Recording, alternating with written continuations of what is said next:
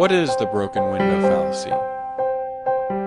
It all starts when a hooligan decides to throw a brick through the local baker's window. The community gathers at the bakery to discuss what has happened. I feel bad for that poor baker. He's lost a window. It's true, but if you stop and think about it, maybe it's not all that bad. After all, the baker does have to repair his window, which means the glazier will now have work to do.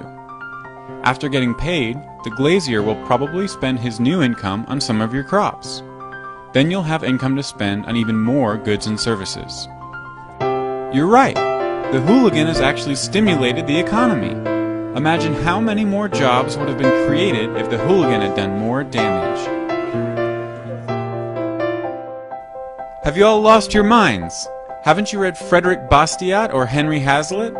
You're only focusing on what's seen, the money I will spend repairing the broken window, while you ignore what's unseen, the money I would have spent on a new suit. If I had bought my new suit from the tailor, he would have also spent his new income on some of your crops. So you still would have had more income to spend on other goods and services. The only difference is that I would have had both my window and a new suit, whereas now I only have a window.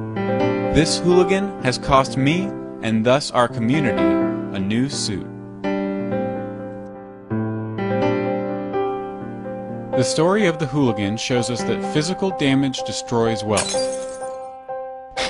After all, if the hooligan's act actually did stimulate the economy, then society would have been better off if he had destroyed the sign, the building, and the rest of the town. But the broken window fallacy is much more prevalent than it may first seem. In fact, it remains at the core of mainstream policymaking. For example, when the government claims to create jobs by financing public works programs, such as construction, it does so at the expense of its citizens in the form of either higher taxes or inflation.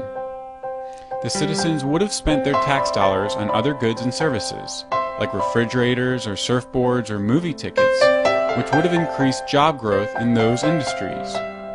Because these goods will never be produced, however, these potential jobs remain unseen, but they are no less real and no less important as the jobs that we do see.